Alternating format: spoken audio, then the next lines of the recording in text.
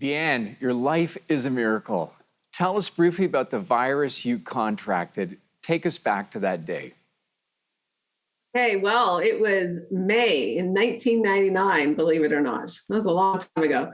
Um, and I was actually getting up to get ready for church to show off my engagement ring, believe it or not.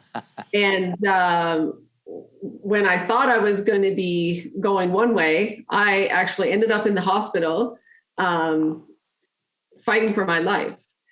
I went from. What happened? What happened? Tell us what happened. So I was in the morning, I started experiencing some excruciating pain in my chest, my upper body, and down my arms. And I called my mom and I told her what was going on. And before I knew it, somebody had called the ambulance. I don't know who exactly, but they called the ambulance. They got me to the hospital. And as I was waiting in the hospital, in the hallway on this bed, I remember starting to, you know, how you shift because you're not comfortable. Yeah. I would start like taking my arm and moving it because I couldn't do it on my own with this hand. I would just move it on its own. I didn't even think that was odd at first until I wanted to move my legs, and then I was like taking one leg and moving it with my hands, and I thought that's weird. And so that's when I said, "Nurse, I can't feel my legs." And so they immediately wheeled me into an emergency room where every 15 minutes they were checking my vitals, and they had life support ready and waiting. But then my vitals and my reflexes got less and less until within half day, I was paralyzed from the chest down. They didn't need to put life support in, but I needed a feeding tube for the rest of the week. And then test after test, I don't know if it was maybe a week or two, when they finally diagnosed me with transverse myelitis. I've never heard of that. Yeah, it's a virus that attacks the myelin sheath spinal cord. And if you think of an electrical cord that has a short circuit in it, that like the signals can't get all the way across, that's basically what happened to my spine. So let me just back up. You were going to church to show off your engagement ring.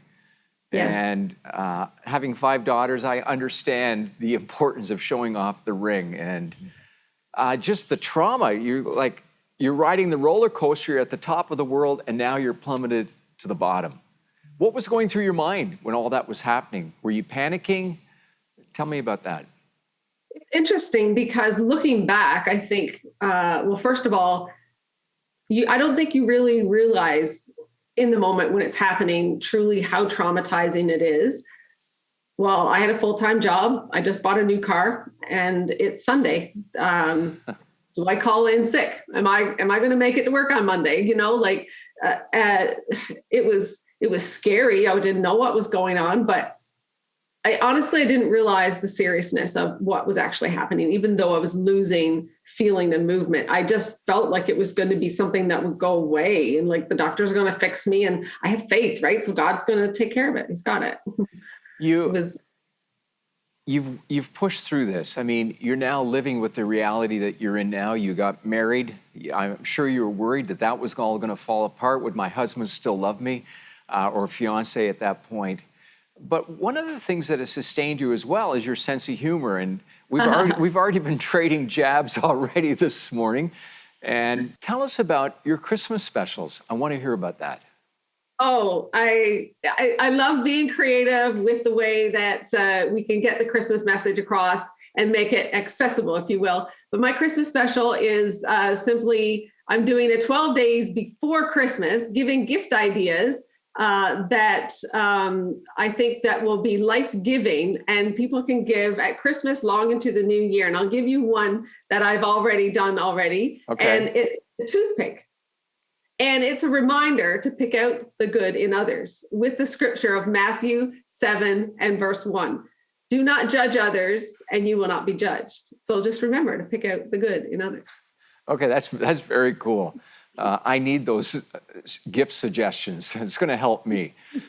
Okay, but let me talk about the other serious side of things. The doctor said you were paralyzed and you would never walk again, and you've yet come so far. Talk to us about walking and slowly regaining strength over the years. Well, that's really good. And there's so much I can pack into that. But I want to segue it by saying that my spiritual journey has been so paralleled with my physical journey. Wow. And like there's been times like in 2016, I was up walking and doing unassisted steps. Went off into my book launch just before an injury where for the next year, I wasn't even able to make a step. I fell off the wagon. Why am I doing this? Why am I bothering? Okay, get back up again. And I started walking again. My. Get back up, keep going. But then with all that's happening over here in my other life, you know, like life happens and things, you get knocked out again and again. And so finally, I'm like, I think I'm getting it wrong. Like I'm not making me a priority. And that's why I would get so discouraged. I would put so much effort in walking and not just being healthy, right? And so now, actually, I've been back in full-time physio, I guess not full-time, but for me it is like going and for the past 7 months. So last summer, however, currently I have now not been working out again for 2 months because of a back injury that I've been nursing and getting myself back on track. But Wow. what's different this time is that I am not as discouraged as I would. I'm not falling off the wagon as far as I'm not doing this again. Why am I trying? I'm off the wagon, but I'm taking care of my back. I'm resting, doing what I need to do. And I think that that is spiritually what we do, right? We like, oh, this is why I failed again. I'm not going to do this, you know, and just, but no, it's not about how many times you get knocked down. It's how many times you get back up and keep going. And right now, physically, I have to lay on the sidelines a little bit, but the biggest battle is up here. And so the physical journey, while it's a little, you know, I'm not as engaged in my physical journey, but I do believe that God is helping me truly understand what it is to be healthy. And that is, you know, where it's at. You need to be healthy and just like spiritually. So the spiritual journey and the physical journey has been paralleled in my life more than ever. And I think that it's a good lesson for us all. That's an amazing way to describe things. It's mind-boggling for me. We want to unpack more of it. And Julie's going to be with us right after the break to interview more about your beloved hubby, Vahen.